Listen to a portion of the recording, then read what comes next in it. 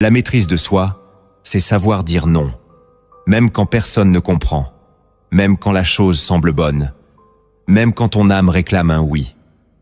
Ce non n'est pas une prison, c'est une protection. C'est l'exercice de ton autorité en Christ. Proverbe 25, verset 28 dit « Comme une ville forcée et sans muraille, ainsi est l'homme qui n'est pas maître de lui-même. » Quand tu dis oui à tout, tu démolis tes propres murailles. Mais quand tu apprends à dire non avec paix et conviction, tu reconstruis ton temple.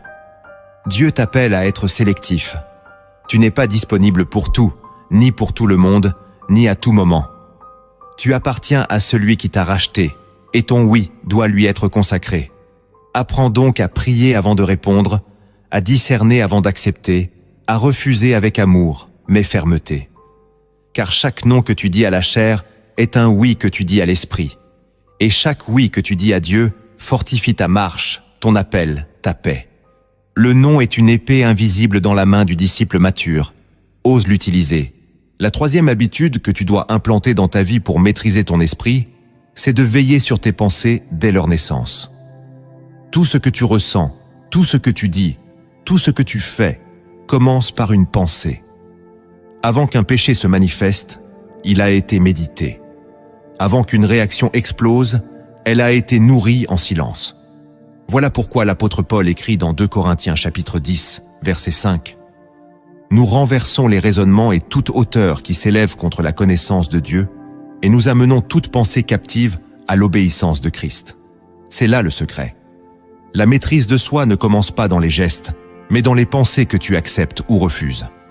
Si tu laisses une pensée de peur, de convoitise, de jalousie ou d'amertume s'installer sans la confronter, elle prendra racine, elle grandira, elle deviendra une voie, puis une habitude, puis une prison. Celui qui veut marcher par l'esprit doit devenir un gardien intérieur. Tu ne choisis pas toutes les pensées qui frappent à ta porte, mais tu choisis lesquelles tu laisses entrer. Tu ne peux pas empêcher un oiseau de voler au-dessus de ta tête, mais tu peux l'empêcher de faire son nid dans ton esprit. La discipline spirituelle commence par cette vigilance invisible. Qu'est-ce que je suis en train de penser maintenant? Est-ce que cela glorifie Christ? Est-ce que cette pensée me rapproche de la vérité ou m'éloigne de la paix? Si tu ne poses jamais ces questions, tes pensées te dirigeront à ta place. Or, ton esprit appartient à Dieu. Il est le lieu de sa voix, de sa paix, de sa direction. Veiller sur tes pensées, c'est purifier le sanctuaire. C'est refuser les scénarios imaginaires qui nourrissent la peur, les jugements silencieux